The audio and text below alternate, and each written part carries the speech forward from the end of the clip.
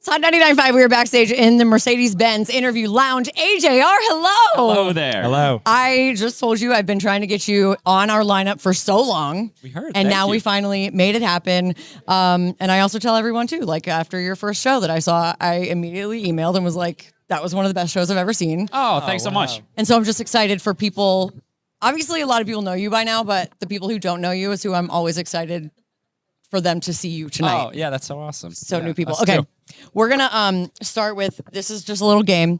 It's a random, kind of an icebreaker question. Okay. So Oh, just nice, pull nice. one out of here. Let's get this going here. Would you rather visit a big city or the countryside? Well, we are from and currently live in New York City, Yeah. so big city. Yeah. You're like, I'm actually a city boy. No, get me out of the countryside. There's bees there. I'm gonna get sick because of the pollen. You know. What about you? Or just do I? Is he gonna do a Yeah. separate question? You can or- both- Then I- yeah, I'll go either to one. Yeah. Hopefully that one was like a little bit That was vanilla. pretty tame. Yeah. Yeah. There it goes. What's the strangest thing you've ever eaten? Ooh, in the Amazon rainforest, we ate ants. alive. Dead. They tasted I don't like know which one's lemongrass. best. Kind of a bummer. You should have What? said lime. Like, how many are you putting in your mouth at one time? Oh, Yeah, handfuls. handfuls. No, that's not Yeah. true. We did. Yeah. We had to assimilate as quick as possible. You know, just Why'd right you do away. that? If you get your brain outside of the fact that it's bugs, it tastes actually good. Are they like gigantic? No, it's No. kind of like nuts almost. Like, Yeah. they're like in a big bowl and you kind of grab a couple on the go.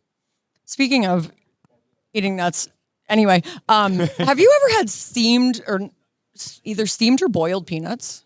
No. God, I had it recently. I don't recommend. Oh, that's a thing? it's a thing in the South, I guess, and it's like pickled, but not really. It's Oh. very bad. That sounds awful. Don't do it. No. Don't do it. All right, let's get to the music. Oh, that was it. Nice. Yeah. For that part. He's Baroque. For that part. Yeah. Good icebreaker. Oh yeah, you can give that to me if you want. There we go. Souvenir. Because okay, so now you guys are saying this is the most honest work that you've been doing or that you've done this last album, I right? think so, yeah. When people say that, though, I wonder, like, do you think you can get more honest? Ooh. Can you say that for your next album? That's a great question. I think it really depends on what is happening to us at the current moment, because this last EP that we put out, it was all about exactly what we were going through in that moment. So if more emotional stuff happens to us, then we're going to write about it for sure. So Yeah. there's a good chance that that's a yes. Okay, I like it. And when you write something about your perspective and you don't relate to it, do you ever like shut it down? Like, no, that doesn't make any sense? Good question. What a great question. Often it comes from one of us. That's usually Yeah. it's either comes from me and this is what I'm going through, and then I could reflect it off of Jack and he could go, this is what our fans, this is the little nugget that our fans are going to relate to out of what you're Okay. going through. And it works vice versa. So the partnership is what helps in that. So you need the person to not really understand, but kind of pull from it. And by understand, I little- mean like relate or whatever, feel it themselves. Yeah. And you wrote a song from the point of view of your dog? Yes. Yeah, that's a perfect example of one where I wrote the first draft of a dog song. It's from the point of view of our dog, and it was kind of silly.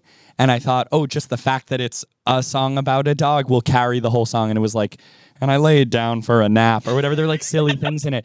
But there was one emotional line in there. Jack heard that emotional line and went, you don't realize, but the whole song could be this emotional. That's how people are going to relate to it. And then we it rewrote turned the whole into- thing. Yeah. That's amazing. I love that. I've many goosebumps right now. Oh, cool.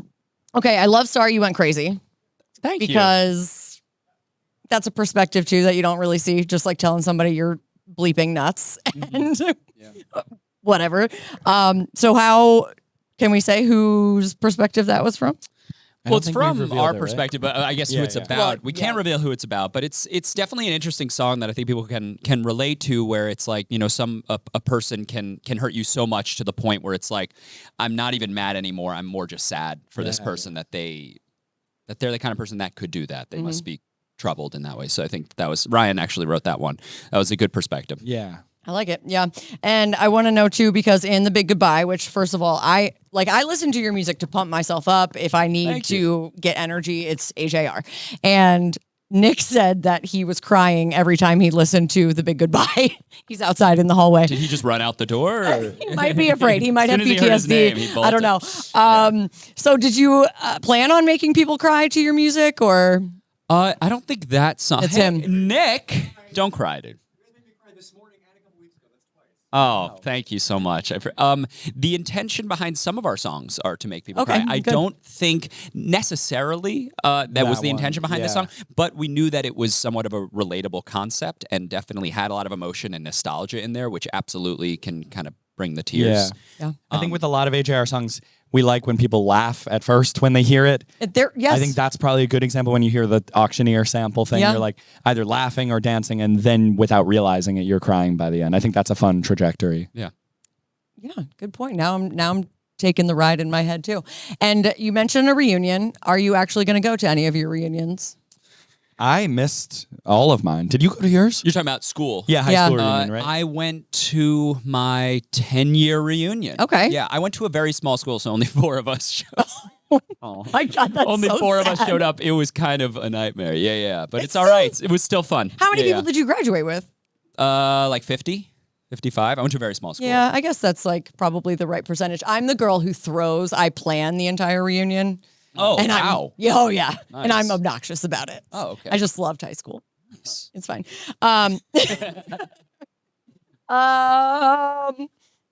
Sorry, I want to make sure I get everything. And I really like that you said that this time you're doing emotions first, thinking later.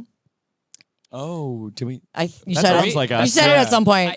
It's too good to be us, I think. Well, you did it. You did it. You said it. Thank you. So let's pretend like you think that all the time. That yeah. That sounds like So- something that you would say. I probably said that. Yeah. Do you think that's something that people should do in general in life? Should we not think too hard about it? That's so funny. We just saw a movie today, which is this this movie version of this amazing musical, Merrily We Roll Along. And one of the first lines, he's giving an artist advice, and he goes, don't write what you know, write what you know. Like this. It was pretty great. Yeah, And it's that's good great advice. advice. I think for songwriters, probably for humans also, it's like trust what's in here. Yeah. As opposed to cognitively figuring out this is what I should be doing. So I think it's a lesson for all of us. I mean, even Alex Warren was in here earlier talking about how everyone was shutting down Ordinary, and they were like, it's not going to be a good song. Really? Oh, is that true? Don't do it. And now it's one of the biggest songs of the year. Crazy. And I just also want to say that you guys digging into your emotions is really awesome from a mental health standpoint and stuff. I think seeing men talk about emotions is happening more often now, Yeah, but even definitely. it's becoming more normal, but it's still like sometimes you just want to play the music like, hey guy, you don't feel any feelings. Feel these feelings. Wait, I don't understand. Yeah, what you you lost said. us a little bit. Okay, hold on. Well, let me rephrase. Okay. Like if someone's not talking about their feelings, normally going to be a man. He's not feeling them, but you're like, guys can have emotions. I see. So Yeah. listen to these guys talking about the feelings. Oh, okay. And then Got you it. can Feel free to feel them yeah, as well. and like talk about I them. like If that. they can Yeah, talk yeah. about it, if they can sing about it, then you can talk about it. I don't know if and that was our intention, but it's a really cool effect that it can have. Talking about mental health it can really just open up people's minds and music and everything. It's a really important thing to do, to be honest, in that way. Yeah. So thank you for that. Because I talk all about mental health and stuff too. course, So yeah. very important. But again, AJR, I'm so glad that they're finally here. We are here. Thanks so much. And yeah, thank you. All right. Thank you.